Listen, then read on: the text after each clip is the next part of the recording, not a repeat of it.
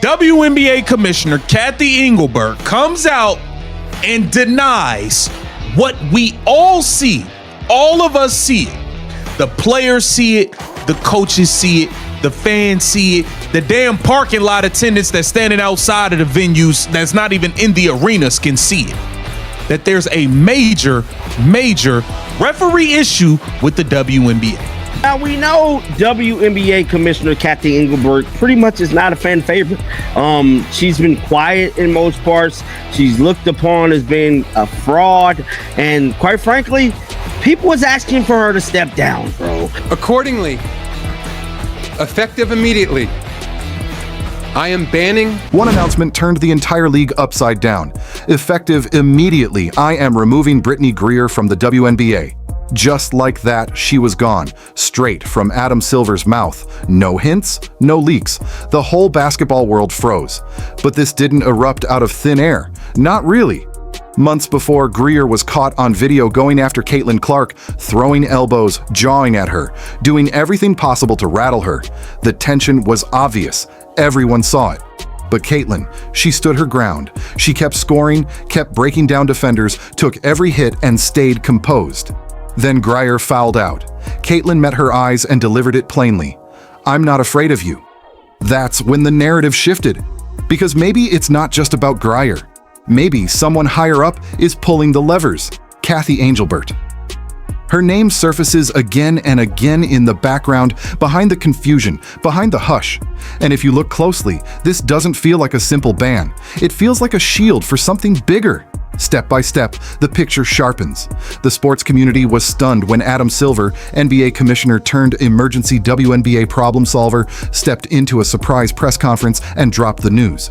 Brittney Griner was permanently barred from the league. Fans thought they'd hear about a fine, maybe a season-long suspension, but a lifetime expulsion? That was seismic. Silver wasn't just punishing Griner.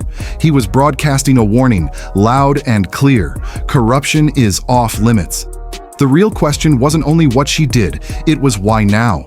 For nearly 10 years, Griner had been the face of the WNBA, Olympic gold medalist, perennial all-star, and the first woman in decades to dunk regularly in competition. Yet there was no countdown, no goodbye. Silver's statement cut straight.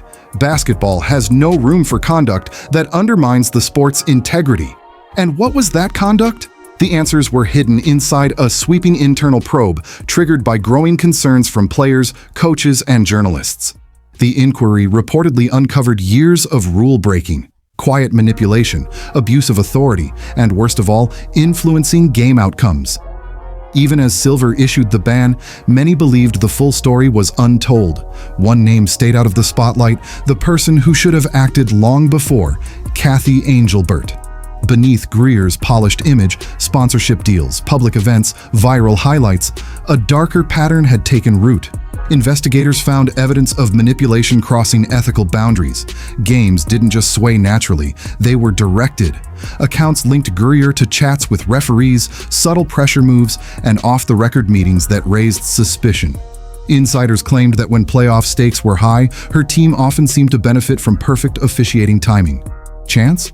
The investigation said otherwise.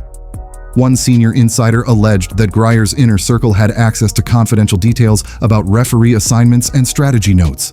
They even hinted she held sway over league employees, possibly via connections at the top, but none of this was new. Whispers had floated for years. So why was nothing done sooner? Easy. Griner was too profitable. She sold tickets. She brought advertisers. She was the image boost the league relied on when attention dipped. And with the WNBA gaining momentum, no one wanted to ignite the storm she carried, until now. This ban wasn't only about her actions, it was about the years of silence that let them happen. This is where the focus lands directly on Commissioner Kathy Engelbert. Because if Griner held that much sway, it's because someone put that power in her hands. Once celebrated as the future of the WNBA, Brittney Griner's journey looked like a basketball fairy tale until it reached its abrupt ending.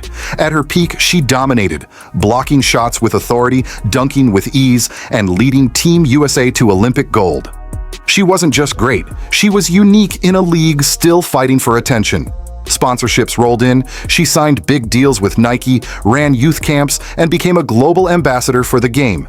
For a while, she was the league's most bankable star, until she turned into its most dangerous liability. Behind the shine, the cracks had already formed. Reports of friction with teammates, clashes with referees, and repeatedly ignoring team guidelines. Griner had grown into a disruptive force on and off the floor. Yet, the league kept its head turned. Why? Because she was still making money. Until she wasn't. Her final seasons were filled with rumors turning into open leaks. Odd patterns in officiating started drawing media attention.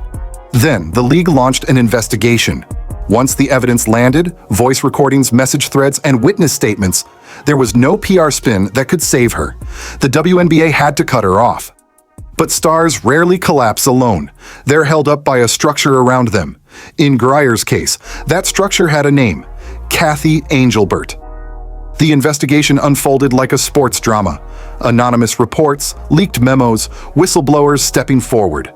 Sources close to the league claimed investigators found direct links between Griner and questionable officiating trends, especially in critical matchups. Screenshots showed her naming specific referees in conversations. Audio recordings caught her planning how to exploit certain matchups and venting about referee assignments. The most damaging evidence came from one post-game exchange in which she allegedly told an official to control the whistle to secure playoff positioning. That crossed the line from trash talk into outright manipulation. Silver's team revealed a web of favoritism. Griner allegedly had private access to referees and executives.